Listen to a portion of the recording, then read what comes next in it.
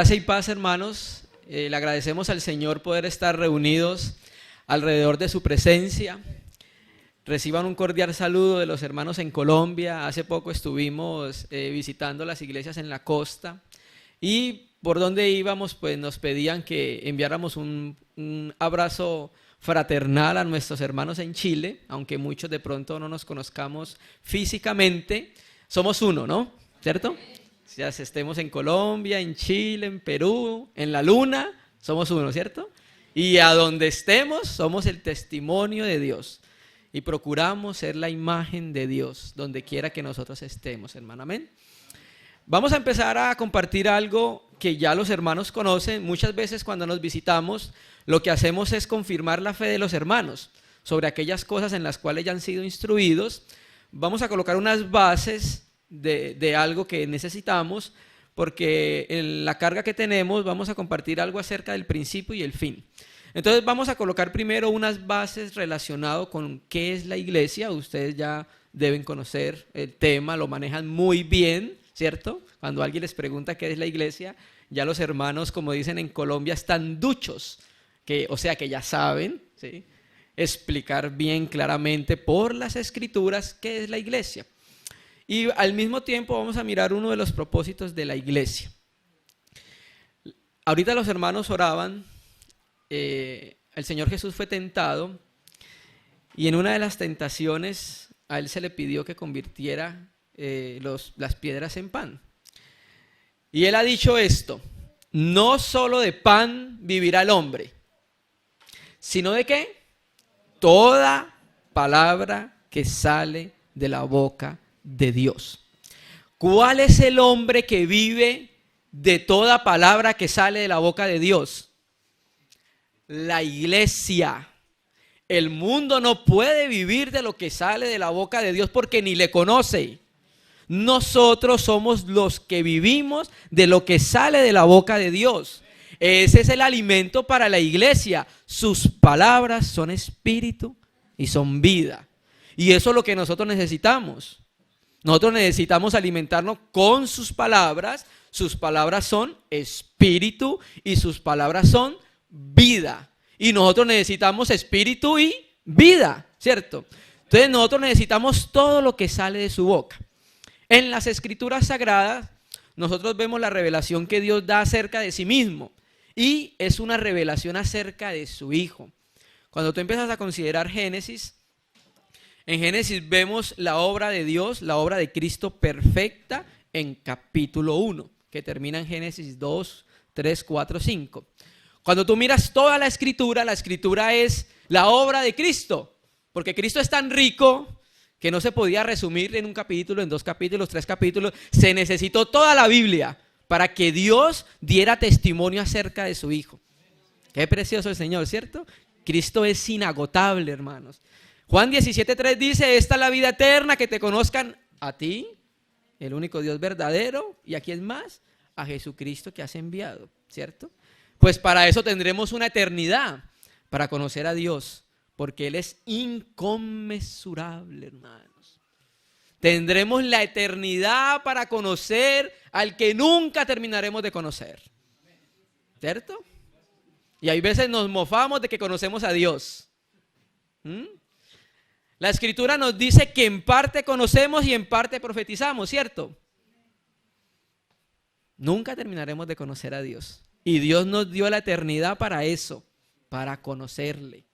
Nunca acabaremos de conocer a ese ser maravilloso que es nuestro Dios, ¿cierto?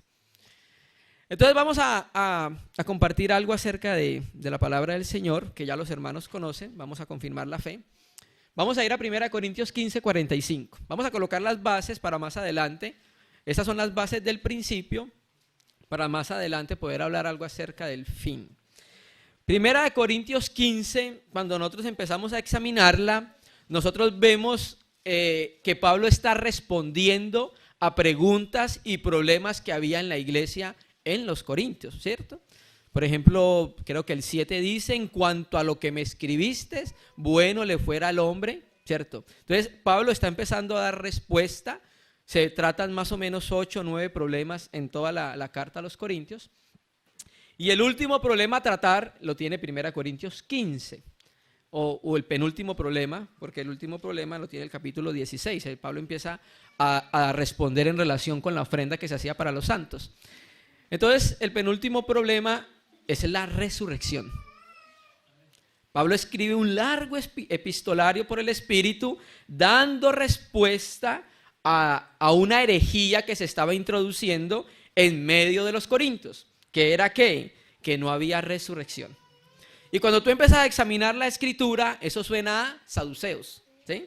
Porque los saduceos y los fariseos, la diferencia entre los dos es que unos creían que había resurrección y otros no creían que había resurrección. Por eso Pablo, uno ve esa sabiduría que Dios le da a ese hombre, él se encontraba con fariseos y saduceos.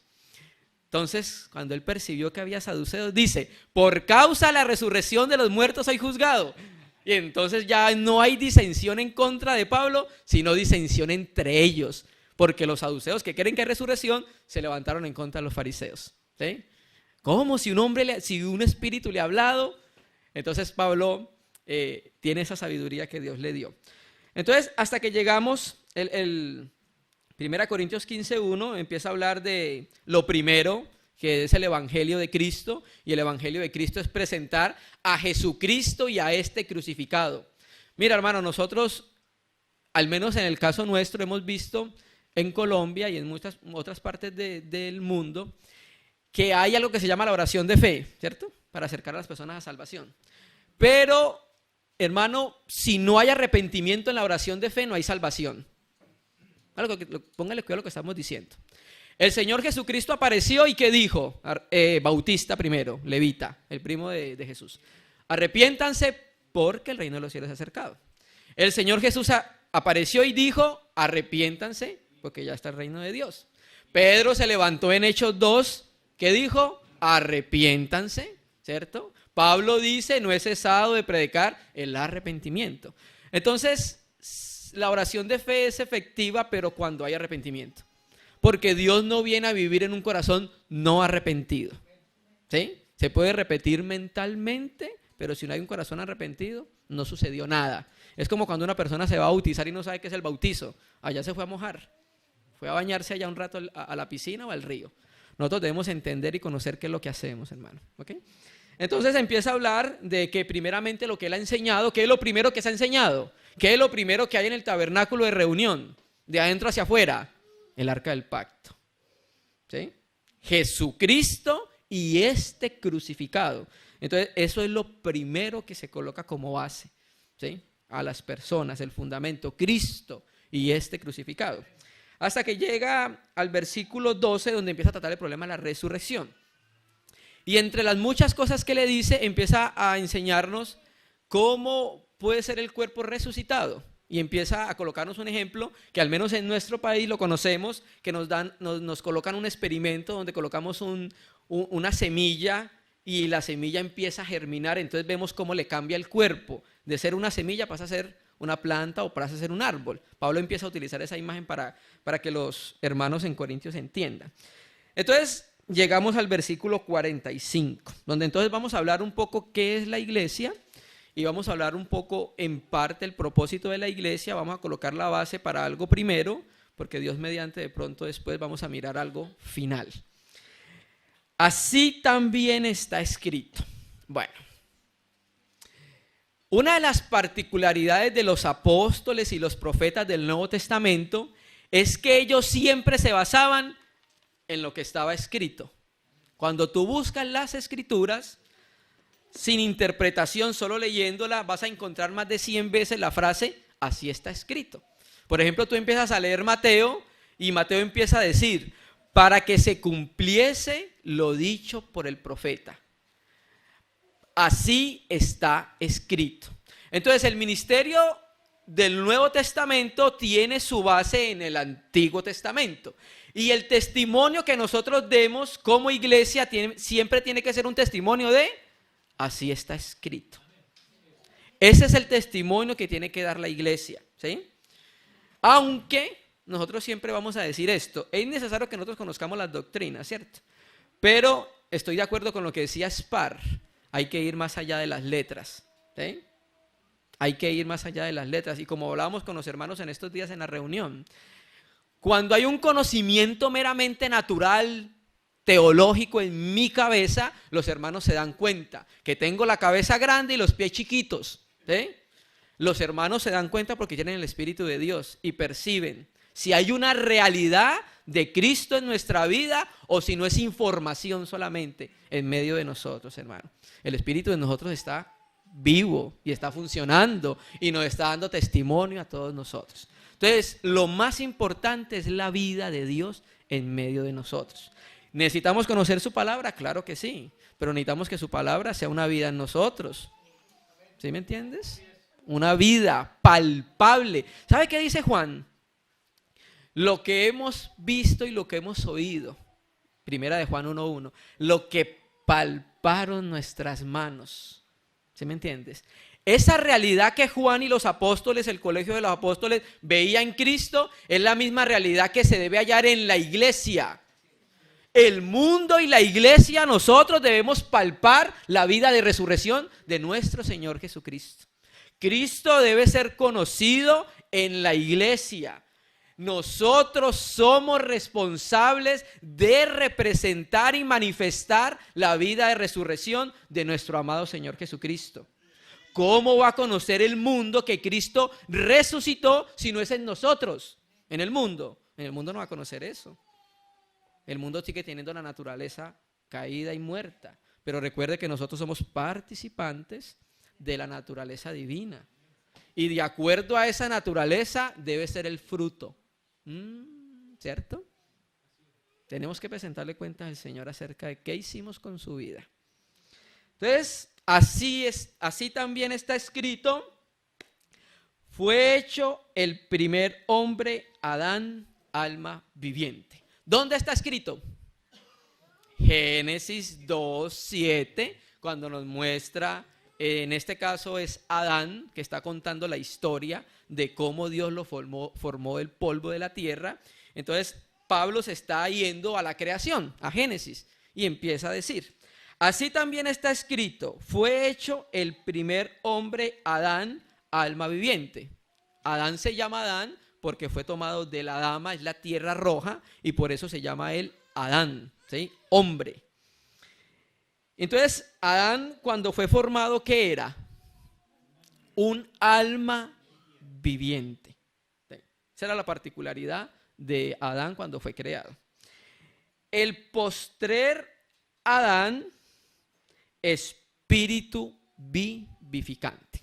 Entonces, vamos a establecer hoy, que los hermanos deben conocerlo, vamos a confirmar la fe, la diferencia entre el primer Adán y el último Adán, la diferencia entre el primer hombre y el segundo hombre, que es lo que vamos a empezar a considerar acá. Entonces, primero, cuando Dios crea al hombre, lo hace alma viviente, y Adán tiene una particularidad. Adán no puede transmitir vida, o sea, la vida de Dios, ¿sí? Él transmite vida por medio de la semilla que llega al óvulo de la mujer, pero no puede vivificar, solamente puede dar vida y se queda ahí, un alma viviente, un nefesh, un alma viviente. Pero empieza a haber un contraste, y Dios, por el Espíritu a través de Pablo, dice que Jesús también es Adán. Vuélvalo a leer. Y el postrer Adán, espíritu vivificante. Dios ve solamente dos cabezas representativas: ve a Adán o ve a Cristo. Dios no ve más. Cuando ve las personas, las ve en Cristo o las ve en Adán, ¿sí? No hay un término medio. No, que yo no soy hijo de Dios, pero tampoco soy hijo del diablo. Lo dudo. La Escritura dice que eres hijo de Dios o no lo eres. Y si no eres hijo de Dios, eres hijo del diablo, ¿cierto? Por sustracción, ¿no? Ok. Entonces, hay dos cabezas representativas. O todos nosotros estamos en Adán o todos nosotros estamos en Cristo. Vuelvo a decirlo. O todos nosotros estamos en Adán primero o todos nosotros estamos en Adán el último, ¿cierto? Okay. Entonces, existen dos cabezas representativas. La particularidad de uno es que no da vida y la particularidad del otro es que sí da vida. Se llama espíritu vivificante. Ahora, queremos llegar a algo. ¿Por qué se llama el postrer? La palabra griega eschatos significa último. ¿Listo? Entonces, le llama a Jesús el último Adán. ¿Sí? ¿Por qué le llama a Jesús el último Adán? Nuestro Señor Jesucristo vino con la naturaleza de Adán, pero no la pecaminosa. Nuestro Señor trae la naturaleza que tenía Adán sin pecado. Esa era la naturaleza que él traía y por eso se llama Adán, que Jesús también se llama Adán, el último hombre. Entonces el Señor Jesús vino en esa naturaleza y Dios hace algo. El primer hombre se perdió, el primer hombre se murió y el primer hombre se envejeció. Por eso se llama el viejo hombre, ¿cierto? Viejo para Dios porque no sirve para el propósito que Dios reveló en Génesis 1:26, ¿sí? Viejo porque no puede cumplir lo que hay en el corazón de Dios, ¿sí? Entonces el hombre se envejeció, se murió, se volvió viejo, entonces Dios tiene que intervenir en la historia de la humanidad para hacer algo más. Amén, hermanos. Amén, hermanos. Entonces todos conocemos el texto, ¿cierto? Conocemos cómo Dios coloca a Adán en un huerto, ¿sí? Y ahí vemos también algo que nos revela a Dios acerca de él mismo como un labrador, ¿cierto? Dios nos revela muchas cosas de su naturaleza, como que es un labrador, como que es el pastor, ¿cierto? Entonces, el hombre se perdió, pero Dios tiene un propósito y la caída no causó que el propósito de Dios se perdiera. Dios mantiene su propósito y ahorita vamos a mirar, ¿cierto? Nosotros hemos entendido que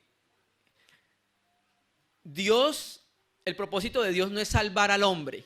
Usted mira a decir, hermano, ¿cómo así que el propósito de Dios no es salvar al hombre? El propósito de Dios es superior y sublime. Sublime, más que salvarlo. Es que la salvación es lo que se necesita para cumplir el propósito de Dios. Pero el propósito no era salvarnos. No es que cuando Dios nos crea, no nos crea para salvarnos.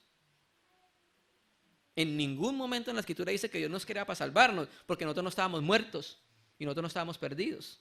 En Adán, el primero. ¿Sí me entiendes? El propósito de Dios es más alto y más sublime, ¿cierto? Que todos hemos escuchado la palabra y es la edificación. Oikodomeo, ¿sí? La edificación. Entonces pasó algo con el hombre, se murió, se envejeció, ya no servía para el propósito de Dios. Entonces, ¿qué hace nuestro Señor Jesucristo cuando se encarna? Lo mata. Por eso se llama el último Adán. El último de la raza de Adán murió en la cruz. Y a partir de esa muerte que Dios le dio a Adán por medio de Jesucristo en la cruz, se acabó la raza de Adán. No hay más Adán. Adán se murió porque Cristo lo mató en la cruz. Y por eso se llama el último Adán. A partir de ahí empieza algo que es en lo que nosotros estamos, que vamos a empezar a considerar. Entonces, así también está escrito, fue hecho el primer hombre Adán, alma viviente, el postrer Adán, espíritu vivificante. Entonces vamos a sumar la palabra. La suma de tu palabra es verdad. Juan 19, vamos a ir a Juan 19. Hay una de las particularidades cuando compartimos con los hermanos y es que vamos a leer muchos textos. ¿Sí? Es más seguro lo que dice la Escritura que lo que digamos nosotros acerca de ella, ¿no? Juan 19, versículo 30.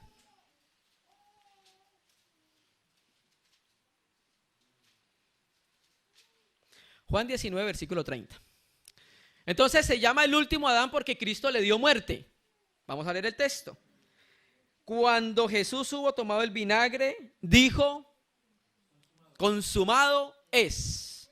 Estos días hablábamos con los hermanos, la palabra griega tetelestai, o sea, la palabra griega es teleios, pero en griego existe algo que se llama declinaciones, que para nosotros es conjugaciones de los verbos. La palabra verbo es teleios, que significa completar, pero declinada es tetelestai. La palabra tetelestai en descubrimientos arqueológicos aparece regularmente en facturas de compra y venta, en comercio, y significa completamente pagado. Eso es lo que significa tetelestai, completamente pagado, ¿sí? Cristo pagó lo necesario para nuestra salvación en la cruz. Bueno, por eso nosotros decimos que la salvación es inmutable, porque tú no puedes hacer nada para perderla o para ganarla, ¿sí? La salvación pertenece a nuestro Dios, no pertenece a nosotros. Nosotros entramos en ella por creer, ¿cierto? Sí, es cierto que sí. Pero toda la obra le pertenece a nuestro Cristo. Él fue el que murió en la cruz. Entonces, en la cruz, Él dijo, Padre, todo está pagado, pero al mismo tiempo Él dijo, he acabado con Adán, porque ya no sirve para lo que queremos, ¿sí? Para lo que Dios quiere, ya no nos sirve Adán. Entonces, Dios se provee de una nueva raza. Ustedes recuerdan Jeremías 18, ¿cierto? La visión del alfarero, ¿cierto? Desciende a la casa del alfarero. Y el alfarero, Yazar en el hebreo, trabajaba en la rueda. Y la primer vasija que pasó, se echó a perder. En presencia del alfarero, dice el texto, ¿cierto? El hombre se perdió en presencia del alfarero en el Edén. Todas las cosas están descubiertas para él, ¿cierto? Pero dice la escritura en Jeremías, entonces se hizo ¿qué? Una nueva vasija. Entonces, como este Adán no servía para el propósito de Dios, lo mata, lo crucifica, le da muerte y se llama el último Adán, o sea, ahí terminó Adán. Entonces Dios se provee de un hombre nuevo para que pueda cumplir lo que hay en su corazón, ¿sí? Entonces volvamos a 1 Corintios 15, que es nuestro texto base. Y vamos en el versículo 47, ¿cierto? 1 Corintios, vamos a leer el 1 Corintios 15, versículo 47. Listo.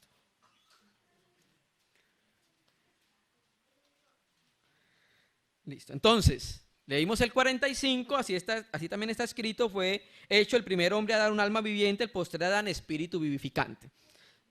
Pasemos al versículo 47.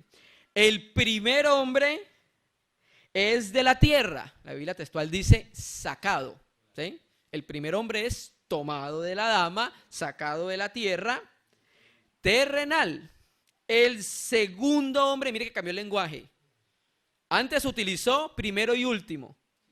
Ahora utiliza primero y segundo. Porque para Dios solo existen dos hombres. O Adán o Cristo, no existen más. Un primer hombre y un segundo hombre, ¿cierto? Y por eso estamos hablando qué es la iglesia, ¿sí? Empezamos por todo esto para mostrar qué era la iglesia. Entonces, primer hombre es de la tierra terrenal, el segundo hombre, que es el Señor, aunque el manuscrito griego más antiguo no dice que es el Señor, solo dice, el segundo hombre es del cielo. ¿Listo? Entonces, Dios se provee un hombre del cielo. Qué precioso, ¿cierto? Dios se provee un hombre del cielo para que cumpla su propósito, porque el hombre de la tierra no puede, porque es terrenal. Había una particularidad con los sacerdotes. Había algunos sacerdotes que estaban impedidos para ministrar en la casa de Dios. En este momento estoy recordando dos. Había uno que tenía testículos mayugados y no podía ejercer el sacerdocio, ¿cierto? No sé si conocen la palabra, mayugados, magullados, ok. Entonces, lo que Dios nos quería mostrar en parte era que no podía engendrar, ¿sí? Un sacerdote estéril. Okay. Pero había otro tipo de sacerdote que no podía ejercer tampoco el servicio en la casa de Dios, y era el que era jorobado, ¿sí? No podía porque era jorobado. ¿A qué hace referencia el jorobado? Bueno, el Señor nos dice, creo que es Colosenses Pedro, que nosotros tenemos que poner la mira, ¿en dónde? Arriba. ¿Por qué? Porque ahí está sentado Cristo, el celestial. Ok. Pero el que es jorobado tiene la mirada en la tierra. Ese es terrenal. Señor nos ayuda a no ser sacerdotes jorobados, ¿cierto? Necesitamos ser socorridos por el Señor. Dejar de estar mirando tanto este mundo, hermanos, que nos impide ver a nuestro Cristo, hermano. Nosotros nos parecemos a lo que vemos. Nosotros somos lo que comemos, me decía un hermano en Venezuela. Hermano, nosotros somos lo que comemos, pero también nosotros somos lo que vemos. Lo digo por experiencia, por mi hijo. Mi niño me ve hacer algo a mí y al ratico lo está haciendo, porque eso es lo que él está viendo. Si estamos viendo al Señor, ¿qué pasa? Nos vamos pareciendo al Señor. Pero si vamos viendo la tierra, nos vamos pareciendo a lo terrenal. Y cuando nos vamos pareciendo a lo terrenal, el mundo no va a conocer que Jesucristo ha resucitado, hermano. Y Dios se está perdiendo. ¿Ustedes recuerdan los talentos y las minas? El de uno, el Señor le dice, lo reprende y le dice: ¿por qué no le diste la mina a los banqueros y yo hubiera recibido mis intereses? Dios está trabajando en nosotros. Recuerde que Él es un labrador. ¿Y el labrador qué está esperando? Frutos. El labrador está esperando frutos. No hagamos que el trabajo de Dios sea en vano. El primer hombre es de la tierra, sacado de la tierra. El segundo hombre es del cielo, naturalmente, que es nuestro Señor, ¿cierto? Y mire qué es lo que dice. Versículo 48. Bueno, 47. El primer hombre es de la tierra terrenal. El segundo hombre. Mire el lenguaje que utiliza Pablo, ¿sí? El segundo hombre. Pablo tuvo mucha revelación acerca de lo que era la nueva creación. Vamos a mirar Efesios, que él vuelve a hablar de lo mismo. Y ahorita volvemos, marque 1 Corintios 15. Efesios 2, todos conocemos el texto. Vamos a leerlo desde el versículo 14. Entonces, él le llama a la iglesia como el segundo hombre, porque es que la iglesia es Cristo como cabeza y nosotros como sus miembros, ¿sí? Cristo es la cabeza con sus miembros que somos nosotros, ¿cierto? Entonces la iglesia se le llama el segundo hombre, ¿sí? Pero la iglesia también Dios la llama de diferentes maneras. Efesios muestra muchos aspectos de la iglesia. Muestra la iglesia como la novia, muestra la iglesia como el guerrero, allá en Efesios, ¿cierto? Y vamos a leer otro aspecto, el mismo que dijo Pablo en Corintios, Efesios 2:14. Porque Él es nuestra paz, que de ambos pueblos, viene hablando de judíos y gentiles, ¿ok? Hizo uno, derribando la pared intermedia de separación, aboliendo en su carne las enemistades de la ley de los mandamientos expresados en ordenanzas, para crear en sí mismo de los dos, ¿un qué dice ahí? Un solo y nuevo hombre. Mira, el nuevo hombre fue creado en la cruz. Fue la cruz la que le dio la muerte al viejo y le dio paso al nuevo. Ahorita lo vamos a ver. ¿Me entiendes? Entonces, como el primer hombre no servía, por eso se llama el viejo hombre. Por eso se llama el viejo hombre. Entonces, Dios hace ¿qué? Nuevo hombre, que es el segundo hombre. Entonces, la iglesia se llama el segundo hombre, el nuevo hombre, pero Efesios 2:10, ahí mismo abajo, dice: porque somos hechura suya, creados en Cristo Jesús para buenas obras. ¿En dónde nos creó? Ok, la palabra griega hechura suya es, ¿todos la conocen? Poiema. Poiema, que transliterada al español es poema. ¿Sí? ¿Quién ha escrito un poema? No levanten la mano. Cuando uno escribe un poema, hay una inspiración en lo más profundo de nuestro ser, para que pueda salir a la luz un poema. Aparte de que somos un nuevo hombre, un segundo hombre, también somos el poema de Dios, hermano. O sea, que Dios se inspiró en nosotros. Qué precioso el Señor, ¿cierto? Se inspiró en la iglesia. Somos el poema de Dios. Somos su amor.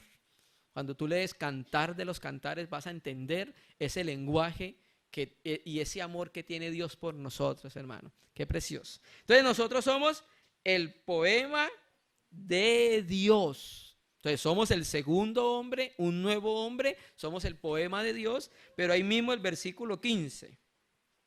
Vamos a leer todo el 15. 15, vamos a leer hasta el 23. Por esta causa también yo, habiendo oído de vuestra fe en el Señor Jesús y de vuestro amor para con todos los santos, no ceso de dar gracias por vosotros, haciendo memoria de vosotros en mis oraciones. ¿Para qué oraba Pablo constantemente por los hermanos en Éfeso? Para que el Dios de nuestro Señor Jesucristo, Padre de gloria, os dé espíritu de sabiduría y de revelación en el conocimiento de Él. El griego dice pleno conocimiento. La epignosis, así es. Alumbrando los ojos de vuestro cardios, ahí entendimiento es corazón, para que sepáis cuál es la esperanza al que os ha llamado y cuál es la riqueza de su gloria, de su herencia en los santos, y cuál la superinminente grandeza de su poder para con nosotros los que creemos según la operación del poder de su fuerza. Esa fuerza, la cual operó en Cristo, resucitándole de los muertos, sentándole a su diestra en los lugares celestiales, sobre todo principado y autoridad, y poder y señorío, y sobre todo nombre que se nombra, no solo en este siglo, sino también el venidero. Y sometió todas las cosas bajo sus pies, y lo dio por cabeza sobre todas las cosas a la iglesia. ¿Qué es la iglesia? El cuerpo. ¿Qué más? La plenitud. O sea, nosotros no somos algo menor, somos la plenitud de Cristo, el pleromá. Pleromá significa algo que está lleno, tan lleno que se está regando, está rebosando. O sea que Cristo está rebosando en nosotros. Y hay veces nosotros vivimos como si Cristo no estuviera manifiesto en nuestra vida, hermano. Hay veces nosotros no vivimos una vida creyente adecuada a lo que Dios demanda de nosotros porque no lo conocemos, hermano. A Timoteo se le dice, echa mano de la vida eterna. ¿Será que Timoteo tiene que hacer así o tiene que hacer así? ¿A dónde está la vida eterna? En nuestro espíritu. Es ahí donde todos los creyentes sobre la faz de la tierra deben echar mano, porque todo lo que un creyente necesita se halla en Cristo. ¿Y Cristo se halla en dónde? En nuestro espíritu. Hay veces queremos conseguir las cosas exteriormente en vez de ir a nuestro interior, porque ahí está el Señor, hermano. Somos la plenitud, el pleromá de Cristo. Hay veces nosotros no dimensionamos lo que somos en Cristo, hermano, y caminamos como hombres naturales, como si la vida de Cristo no estuviera en nosotros. Y la gente lo que conoce es nuestro carácter, nuestros pensamientos, nuestro egoísmo, nuestro orgullo, nuestra vanagloria. Cristo ni fue orgulloso, ni fue vanaglorioso, ni fue egoísta.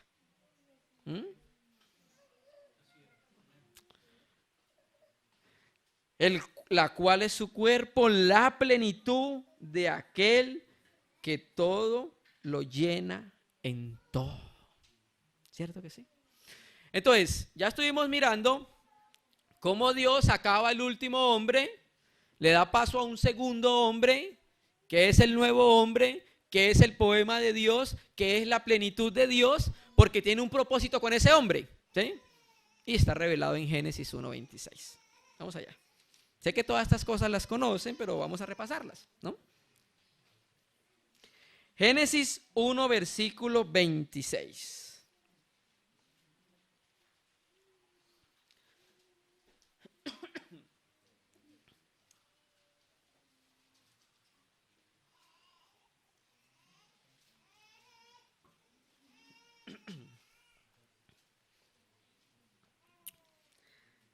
Génesis 1, versículo 26.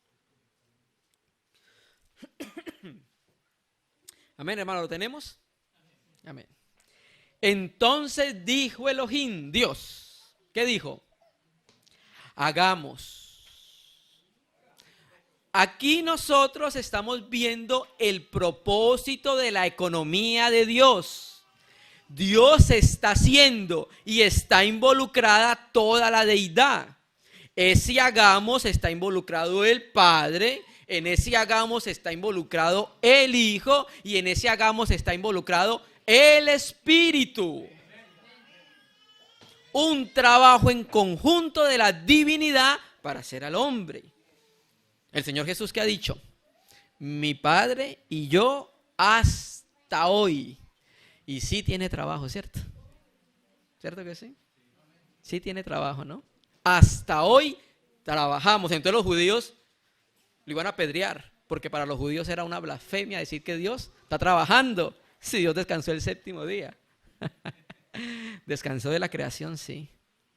Pero Él sigue trabajando en la conformación, transformación y renovación, porque tenemos mucha cucaracha en la mente, que necesitamos ser sacados de todo ese poco de pensamientos adámicos y serpentinos que tenemos, hermano. Uy, hermano, ¿cómo así que serpentinos? Bueno, vamos a poner un ejemplo. Pedro, tú eres el Cristo, el Hijo del Dios viviente. Amén, Pedro. Eso que acabas de conocer de mí, no te lo reveló nadie.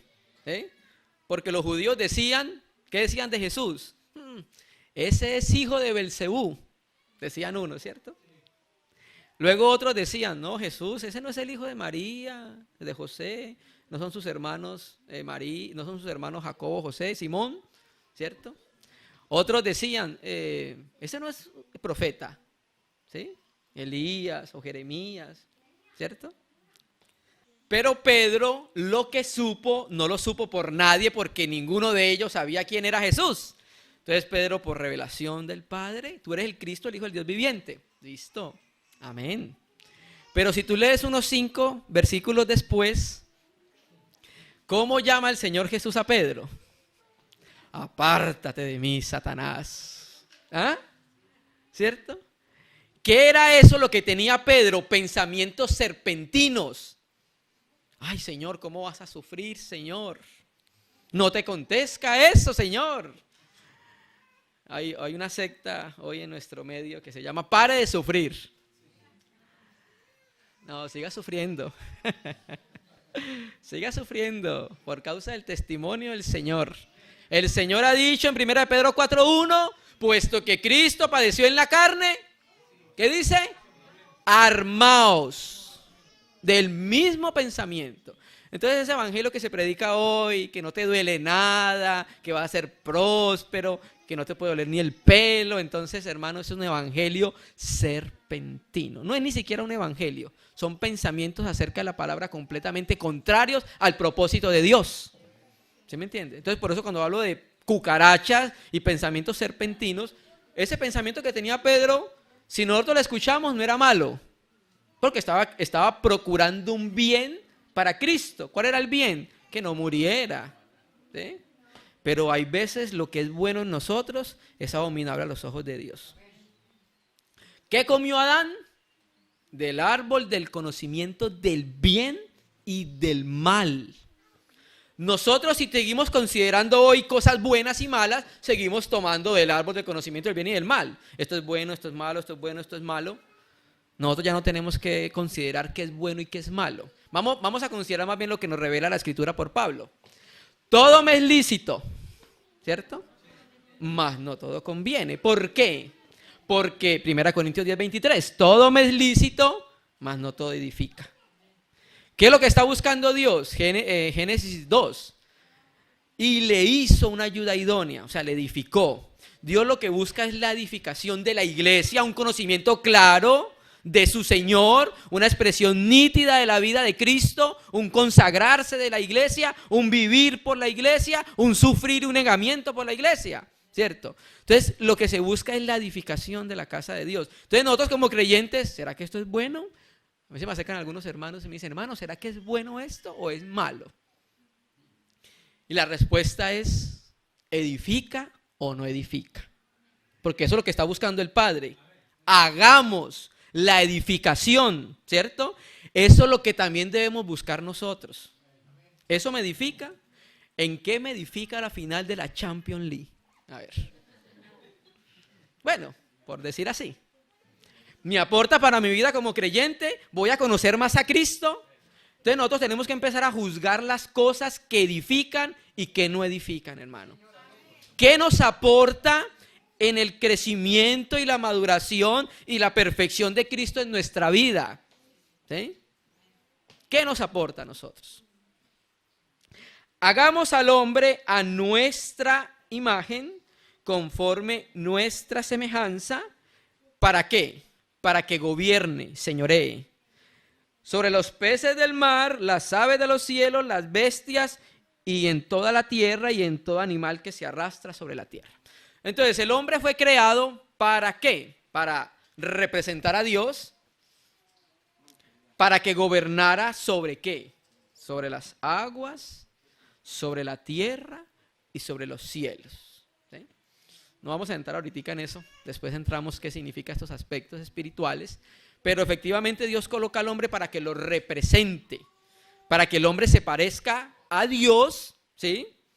Y para que ejerza un gobierno y una autoridad sobre todo.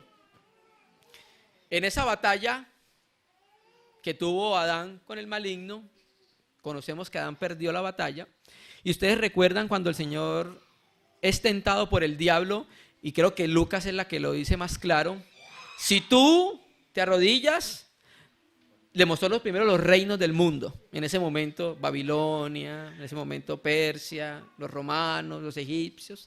Entonces le dice: si tú te arrodillas ante mí, yo te los doy, los reinos del mundo, porque a mí me han sido entregados.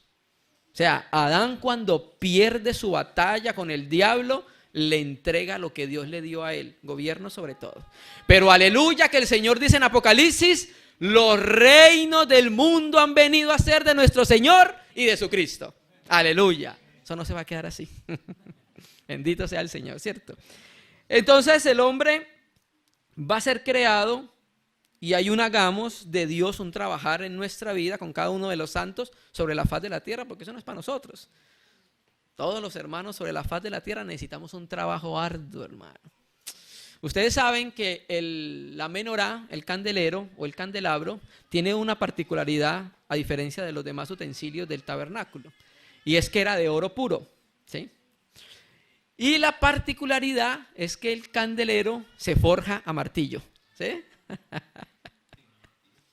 ¿Cierto? Entonces hay un arduo trabajo de Dios en nuestra vida, martillándonos aquellas partes que todavía no se parecen a Él, ¿cierto?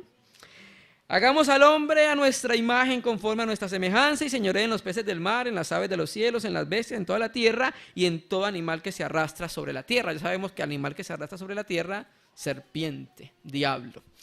Entonces Dios quiso esto con el hombre. El hombre cayó.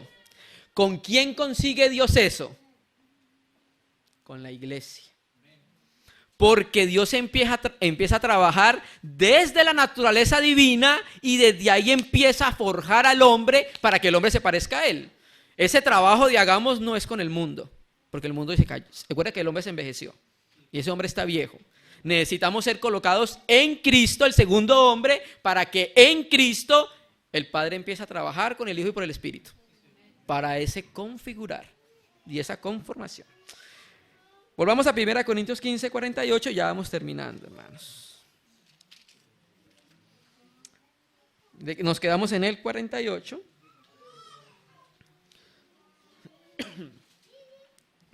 Primera de Corintios 15, 48. Entonces, el 47 lo vamos a leer. El primer hombre es de la tierra terrenal, el segundo hombre es del cielo, que es el Señor. Y mire lo que dice el 48. Preste atención, hermano. No se duerma. ¿Cuál es el terrenal? Adán. ¿Cuál el terrenal? Tales también los terrenales. ¿Y cuál el celestial? A tales también los celestiales. 49. Entonces aquí vamos a entrar a considerar la Biblia textual, el versículo 49. Y quiero mostrarle algo que no tiene la versión Reina y Valera. 49. Dice, vamos a ver primero Reina y Valera. Dice: así como hemos traído la imagen del terrenal, traeremos también la imagen del celestial. Voy a leerlo en Biblia textual. Así como exhibimos la imagen del terrenal, primero, una pregunta para la iglesia. Cuando andábamos sin Cristo, ¿teníamos que hacer mucha fuerza para mentir? ¿Teníamos que hacer mucha fuerza para robar? ¿Teníamos que hacer mucha fuerza para fornicar, para adulterar, para ser blasfemo, desobediente? No hacíamos ni ápice de fuerza. Eso lo hacíamos espontáneamente. O sea, nosotros espontáneamente exhibíamos a Adán. ¿Cuál? El terrenal, tales los terrenales. No hacíamos mucho esfuerzo para exhibir a Adán. ¿Sí? Mucho. ¿Por qué? Por causa de la posición y por causa de la naturaleza. Posición en Adán, naturaleza caída, ¿cierto? Y lo que es carne no va a cambiar, ¿cierto? Entonces nosotros espontáneamente, por la posición que teníamos en Adán y por la naturaleza, nosotros exhibíamos espontáneamente a Adán. Todo lo que es de la tierra nosotros lo exhibíamos sin esforzarnos mucho, ¿cierto?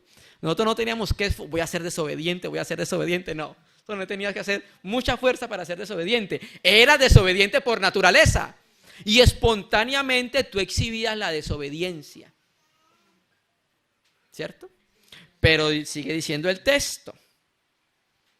Así como exhibimos la imagen del terrenal, estamos leyendo Biblia textual, exhibiremos también la imagen del celestial. Mira, hermano, la iglesia no debería esforzarse en expresar y exhibir la imagen del celestial, ¿cierto?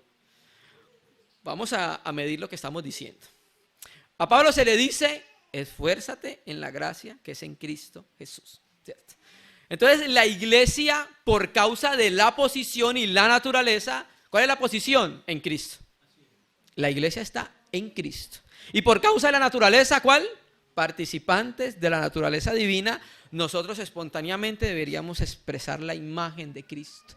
Así como espontáneamente exhibimos a Adán, sin mucha fuerza deberíamos exhibir a Cristo. Pero hay veces nos cuesta, hermano, porque todavía exhibimos la imagen de terrenal, ¿sí?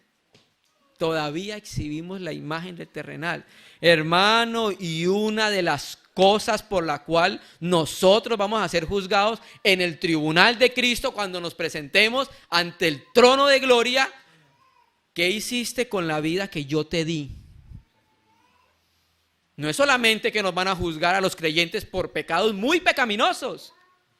Nos van a juzgar también por lo que hiciste con la vida del Señor. ¿Qué hiciste con esa vida? ¿Te acuerdas de un talento? Siervo malo, por eso te juzgo. ¿Sí me entiendes? Por ser irresponsables con la vida de Cristo, hermano. La iglesia también va a ser traída a juicio por ello, hermano. Ya es tiempo que nos volvamos al Señor, hermano. Es tiempo que nos arrepintamos, si no hemos caminado como hijos de Dios, dando testimonio claro de la vida de nuestro Señor Jesucristo, de la vida de resurrección, nos volvamos al Señor, hermano, y pedirle que el Señor que nos ayude. Entonces, por causa de la vida, por causa del buscar al Señor, por causa de negarnos, por causa de no amar el mundo, por causa de no amar todo lo que el mundo nos ofrece, cuando nosotros estamos involucrados con el Señor, espontáneamente exhibiremos su luz. Voy a poner un ejemplo. Moisés va al monte, 40 días, 40 noches está delante del Señor. ¿Y cómo baja Moisés? Brillante. Quería decir que había estado con Dios. Eso es lo que quería decir, que había estado delante del Señor. Y cuando, mira hermano, eso a Timoteo se le dice, voy a parafrasear, aprovecha bien el tiempo, que eso va a ser notorio a los demás. Mira hermano, nosotros tenemos el Espíritu, al Espíritu no puedes engañar, me engañarás a mí y a los hermanos, pero al Espíritu no. Y cuando nosotros estamos con el Señor y cuando un hermano y hermana está con el Señor, la iglesia sabe que está en luz, pero también la iglesia sabe que está en tinieblas.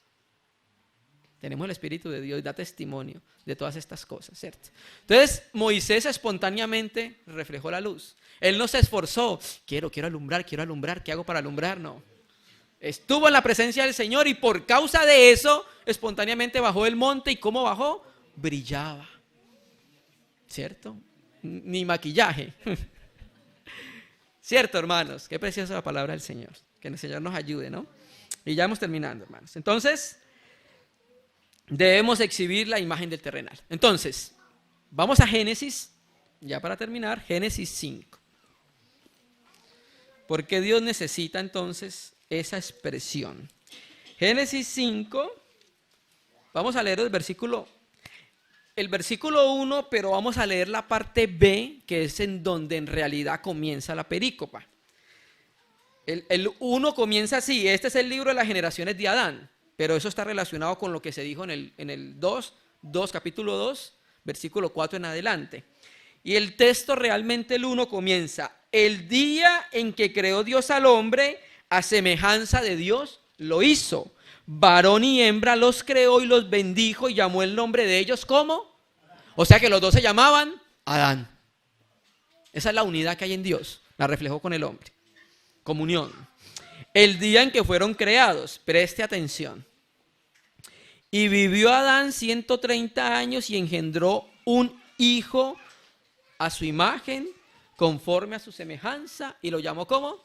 Set. Set significa, en etimología hebrea, sustituto, el que iba a sustituir a Abel, pero naturalmente estaba apuntando era a Cristo, que es nuestro verdadero sustituto. Entonces pasa algo. El tercer hijo que engendra Adán ya no se parece a Dios. ¿Ya es semejante a quién? Vamos a volver a leerlo. Y vivió Adán 130 años y engendró un hijo a su semejanza. Ya no la semejanza de Dios. Conforme a su imagen. Entonces Dios empieza a hacer un trabajo, porque a Dios no le sirve para su propósito eterno y su economía uno que se parezca a Adán. Necesita uno que se parezca a Cristo. Qué precioso Señor, ¿cierto? Oh Señor, ayúdanos a exhibir la naturaleza del celestial. Quiero leer un texto para terminar. Eso lo tiene Segunda de Reyes 4:8. Vamos a leer 8, 9 y 10. Ya con eso terminamos, hermano. Segunda de Reyes 4, Segunda de Reyes 4, versículo 8, 9, 10. Eliseo, discípulo de Elías, uno de los profetas que uno ve en la escritura que tuvieron muchos portentos muy parecidos al Señor Jesús y también hablaban de la resurrección. La escritura muestra que Eliseo se murió de una enfermedad que tenía, no explica cuál. Entonces dicen que Eliseo murió, lo enterraron como en un sepulcro, eso era como abierto en ese tiempo. Entonces llevaban un muerto, una persona que se murió, X. Entonces las personas que llevaban el muerto tropezaron, se cayó el muerto y tocó los huesos de Eliseo. ¿Y sabe qué pasó? Resucitó el muerto. Tremendo, ¿no?